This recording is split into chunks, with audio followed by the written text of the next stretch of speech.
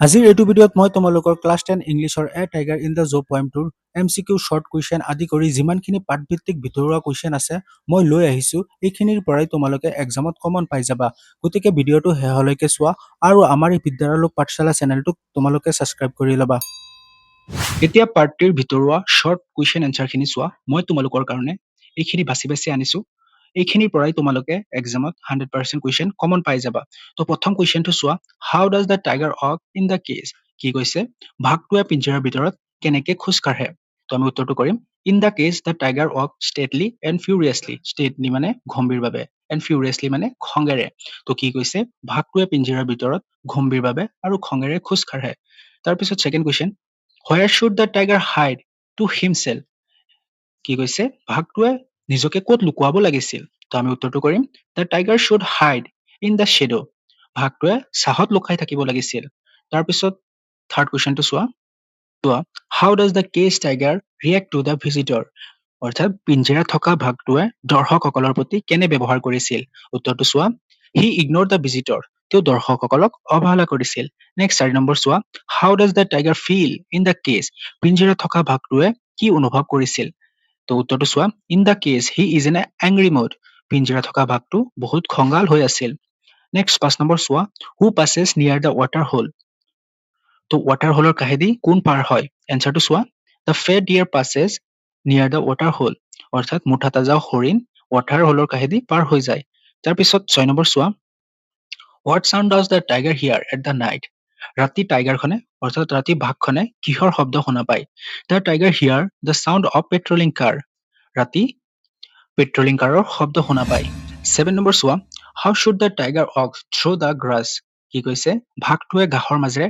কেনেদৰে খোজ কাঢ়িব লাগে তো এনচাৰটো চোৱা he should walk with ease through the grass সি ঘাঁহৰ মাজেৰে সহজে বা আৰামেৰে খোজ কাঢ়িব লাগে 8 নম্বৰ চোৱা how do the eyes of tiger look এনচাৰটো চোৱা হিজ আইজ লুক ব্ৰিলিয়েণ্ট তাৰ চকু দুটা উজ্জ্বল দেখা যায় এতিয়া শৰ্ট এনচাৰ টাইপ কুৱেশ্যন বিলাক চোৱা 2 মাৰ্কৰ কাৰণে প্ৰথম কুৱেশ্যনটো চোৱা how does the tiger act in the cage ভাগটোৱে কেনেদৰে পিঞ্জৰাৰ ভিতৰত আচৰণ কৰে তো এনচাৰটো চোৱা the tiger is in the cage he is powerless and helpless he long for freedom his velvet pet do not make any noise he is in silent anger roaring and ignoring the visitor অৰ্থাৎ কি কৈছে ভাগটোৱে পিঞ্জৰাৰ ভিতৰত বন্দী হৈ আছে আৰু তাৰ শক্তি নাই আৰু অসহায় অনুভৱ কৰি আছে তাৰ কোমল ভৰিৰে খোজ কঢ়াত কোনো শব্দ নোহোৱা দেখা গৈ আছে আৰু সি নীৰৱ খংগত গৰ্জন কৰি দৰ্শকসকলক অৱহেলা কৰি আছে তাৰপিছত ছেকেণ্ড কুৱেশ্যন চোৱা what would the tiger do in the forest যদি ভাগটো জংঘলত থাকিলেহেঁতেন তেন্তে কি কৰিলেহেঁতেন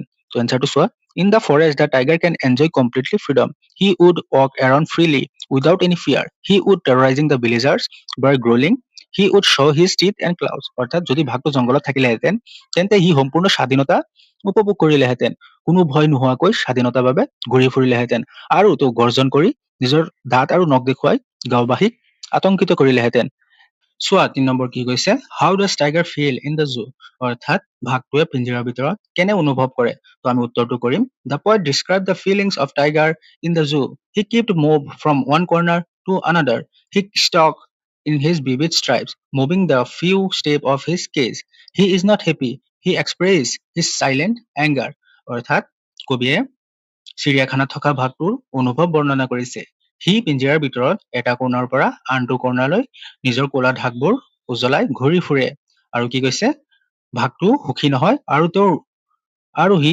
নীৰৱ খংগত অসন্তুষ্টিত প্ৰকাশ কৰিছে তো এইখিনি কৈছে next 4 number The tiger in the poem, a tiger in the zoo, has some obvious limitation. Describe them in a contrast to its natural habitat. অৰ্থাৎ কবিতাটোত চিৰিয়াখানাৰ ভাগটোৰ সীমাবদ্ধতাসমূহ আৰু তাৰ প্ৰাকৃতিক বাসস্থানৰ সৈতে তুলনা কৰি বৰ্ণনা কৰিব কৈছে তো আমি উত্তৰটো কৰিম A tiger in the zoo was confined to small pages. He was angry that he could not be free to move, hunt and do what pleased. He was forced to be showpiece and the cages bird obstruct his view to starry night. This was all unlike his natural habitat, where he hunted fiercely and slept faithfully. অৰ্থাৎ চিৰিয়াখানাত ভাগটো এটা সৰু পিঞ্জিৰাত আবদ্ধ হৈ থাকে ই স্বাধীনভাৱে চলা ফিৰা আৰু নিজৰ ইচ্ছামতে জীৱন যাপন কৰিব নোৱাৰে সেইবাবে তেওঁৰ খঙেৰে ভৰি আছে তাক মানুহক চাবৰ বাবে ৰখা হৈছে আৰু কি কৈছে যে তেওঁ লোহাৰ শিকলিৰে তৰা ভৰা আকাবোৰ সীমাভাৱে সঠিকভাৱে চাব নোৱাৰে। এই সকলোবোৰ তোৰ প্ৰকৃতি বাসস্থানৰ পৰা বেলেগ, য'ত সি স্বাধীনভাৱে স্বীকাৰ কৰিছিল আৰু জিৰণি লৈছিল। নেক্সট কুৱেশ্যন 5 চোৱা। How does the tiger টেৰিফাই the ভিলেজাৰ? অৰ্থাৎ ভাগটোৱে গাঁওবাসীক কেনেদৰে আতংকিত কৰিছে? চোৱা। The tiger prowls around the houses of the villagers. He terrifies them by snarling at them. Their houses are situated near the jungle. He terrifies the villagers by baring his fangs, his showing his long claws. অৰ্থাৎ ভাগটোৱে গাঁৱৰ মানুহৰ ঘৰৰ ওচৰে পাজৰে ঘূৰি ফুৰে। সি গৰ্জন কৰি তেওঁলোকক ভয় দেখুৱায়। গাঁওখন জংঘলৰ ওচৰত অৱস্থিত। সি নিজৰ তীক্ষ্ণ দাঁত দেখুৱাই আৰু নখ দেখুৱাই গাঁওবাসীক আতংকিত কৰিছে। Question number 7. What does the poet say about tiger in his natural surrounding? অৰ্থাৎ কবিয়ে বাঘৰ প্ৰাকৃতিক পৰিৱেশৰ বিষয়ে কি কৈছে? তো এনসাৰটো চোৱা। The poet says that the tiger should be in the jungle. It is his natural habitat. In the jungle, he moves in the long grass near the water hole. He hides in the shadow to hunt the deer for his food. অৰ্থাৎ কবিয়ে কৈছে যে বাঘ জংঘলতে থাকিব লাগে কাৰণ সেয়া তাৰ প্ৰাকৃতিক বাসস্থান। জংঘলত সি পানীৰ গাঁতৰ ওচৰত দীঘল ঘাঁহৰ মাজেৰে ঘূৰি ফুৰিব লাগে আৰু খাদ্যৰ বাবে মোটা তাজা হৰিণ চিকাৰ কৰিব লাগে। নেক্সট কুৱেশ্যন 8 চোৱা। How does the tiger behave at night? অৰ্থাৎ বাঘটোৱে ৰাতি কেনেদৰে আচৰণ কৰে লিখিব কৈছে। At the night tiger feel lonely. ৰাতি ভাগটোৱে অকলশৰীয়া অনুভৱ কৰে। He hears the sound of patrolling car. ৰাতি তেওঁ ঘূৰি ফুৰা গাড়ীবোৰৰ শব্দ শুনে। He looks through the bar at the shining star. His eyes are also' shining. অৰ্থাৎ খাচাৰ শিকলিৰ মাজেৰে আকাশৰ জিলিকি থকা তৰাবোৰলৈ চাই আৰু তাৰ চকু তৰাৰ দৰে। Question number 9. How does tiger stalk in the cage? অৰ্থাৎ ভাগটোৱে ৰাতি কেনেদৰে খোজ কাঢ়ে? এনসাৰটো চোৱা। The tiger is not in his natural habitat, that is jungle. The tiger is locked in a cage made up of cement and concrete. He keep on stalking inside the cage from one side to other. He is walking in a quick race with his hair which are padded like velvet. অৰ্থাৎ কি কৈছে? ভাগটোৱে নিজৰ প্ৰাকৃতিক বাসস্থানত নাই, যিটো জংগল, আৰু তেওঁ cement আৰু কনক্ৰিটেৰে নিৰ্মিত খাঁচাটোত বন্দী হৈ আছে। তেওঁ এঠাইৰ পৰা আন ঠাইলৈ কনক্ৰিটৰ জেলটোৰ ভিতৰত খোজ কাঢ়ে আৰু তেওঁ নীৰৱ খংগত তেওঁ কোমল ভৰিৰে এঠাইৰ পৰা আন ঠাইলৈ খোজ কাঢ়ি থাকে। এইখিনি কৈছে। নেক্সট কুৱেশ্যন নম্বৰ 10 চোৱা। He hears the last voice at night the patrolling car. Who hears the last voice and of what? অৰ্থাৎ কি কৈছে? ৰাতিৰ শেষত কিহৰ শব্দ ভাগটোৱে শুনে? কোনে আৰু কিহৰ শব্দ শুনে? তো চোৱা। The tiger hear the last voice that is sound of the patrolling car. ৰাতি ভাগটোৱে ঘূৰি ফুৰা গাড়ীবোৰৰ শব্দ শুনে। He is important in the cage at the zoo. তেওঁ খাঁচাৰ ভিতৰত অৰ্থাৎ পিঞ্জিৰাৰ ভিতৰত বন্দী হৈ আছে। The patrolling car are making round of the zoo to see that everything is all right. অৰ্থাৎ পাহাৰাদাৰী গাড়ীবোৰে চিৰিয়াখানাৰ চাৰিওফালে চক্কৰ মাৰি সকলো ঠাইতে ঘূৰি ফুৰে আৰু সেইবোৰ পৰীক্ষা কৰে। এতিয়া MCQৰ কুৱেশ্যনখিনি চোৱা কি কৈছে। কুৱেশ্যন নম্বৰ 1. What does the tiger look at in night? অৰ্থাৎ ৰাতিৰ সময়ত ভাগে কিহৰ ফালে চাই থাকে? Star, patrolling car, his house, all of the above. এনচাৰটো কি হ'ব? ষ্টাৰ।